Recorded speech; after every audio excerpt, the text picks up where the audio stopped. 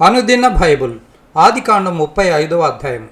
దేవుడు యాకోబుతో, నీవు లేచి బేతేలునకు వెళ్ళి అక్కడ నివసించి నీ సహోదరుడైన ఏసావు ఎదుటి నుండి నీవు పారిపోయినప్పుడు నీకు కనబడిన దేవునికి అక్కడ బలిపీఠమును కట్టుమని చెప్పగా, యాకోబు తన ఇంటి వారితోనూ తన యొద్దనున్న వారందరితోనూ మీ యొద్దనున్న అన్యదేవతలను పారవేసి మిమ్మల్ని మీరు సూచీపరుచుకొని మీ వస్త్రములను మార్చుకొనడి, మనము లేచి బేతేలునకు వెళ్ళుదము. నా శ్రమదినమున నాకు ఉత్తరమిచ్చి నేను వెళ్ళిన మార్గమున నాకు తోడై ఉండిన దేవునికి బలిపీఠమును అక్కడ కట్టెదనని చెప్పాను. వారు తమ యొద్దనున్న అన్యదేవతలన్నిటినీ తమ చెవులనున్న పోగులను యాకోబునకు అప్పగింపగా, యాకోబు షెకెము దగ్గరనున్న మస్తకి వృక్షం క్రింద వాటిని దాచిపెట్టెను. వారు ప్రయాణమైపోయినప్పుడు దేవుని భయము వారి చుట్టూనున్న పట్టణముల మీద నుండెను కనుక వారు యాకోబు కుమారులను తరమలేదు. యాకోబును అతనితోనున్న జనులందరూ కానానులో లూజుకు అనగా బేతేలునకు వచ్చిరి. అతడు తన సహోదరుని ఎదుటి నుండి పారిపోయినప్పుడు దేవుడు అక్కడ అతనికి ప్రత్యక్షమాయను కనుక అక్కడ బలిపీఠమును కట్టి ఆ చోటికి ఏల్ బేతేల్ అను పేరు పెట్టిరి. రెబ్కా దాది అయిన దెబోరా చనిపోయి బేతేలునకు దిగువనున్న సింధూర వృక్షం క్రింద పాతి పెట్టబడిను. దానికి హల్లోను బాకూత్ అను పేరు పెట్టబడిను. యాకోబు పద్దనరాము నుండి వచ్చుచుండగా దేవుడు తిరిగి అతనికి ప్రత్యక్షమై అతన్ని ఆశీర్వదించెను. అప్పుడు దేవుడు అతనితో, నీ పేరు యాకోబు, ఇక మీదట నీ పేరు యాకోబు అనబడదు, నీ పేరు ఇశ్రాయేలు అని చెప్పి అతనికి ఇశ్రాయేలు అను పేరు పెట్టెను.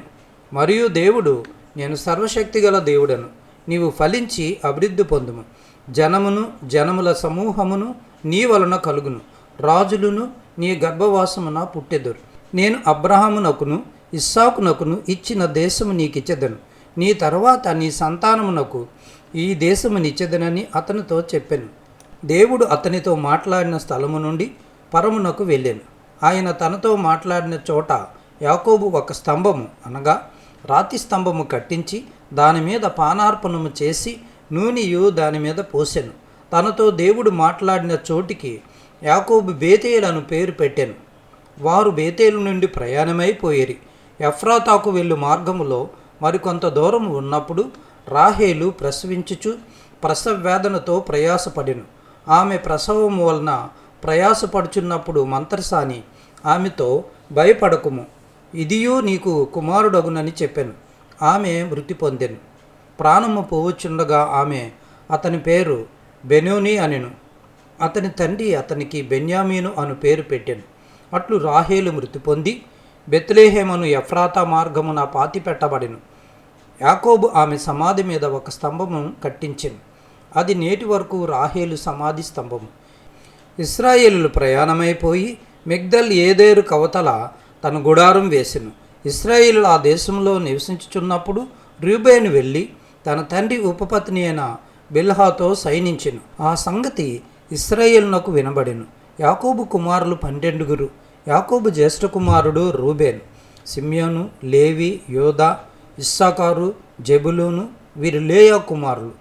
రాహేలు కుమారులు యోసేపు, బెన్యామీను. రాహేలు దాసి అయిన బిల్హా కుమారులు దాను, నప్తాలి. లేయా దాసి అయిన జిల్ఫా కుమారులు గాదు, ఆషేరు. వీరు పద్దనరాములో యాకోబునకు పుట్టిన కుమారులు. అబ్రహామును ఇస్సాకును పరదేశులై ఉండిన మమ్రేలో కిరియాతార్పకు తన తండ్రి అయిన ఇస్సాకు నద్దకు యాకోబు వచ్చెను. అదే హెబ్రోన్. ఇస్సాకు బ్రతికిన దినములు 180 సంవత్సరములు. ఇస్సాకు కాలము నిండిన వృద్ధుడై ప్రాణం విడిచి మృతి పొంది తన పితరుల యొద్దకు చేర్చబడెను. అతని కుమారులైన ఏసావు, యాకోబులు అతన్ని పాతిపెట్టిరి.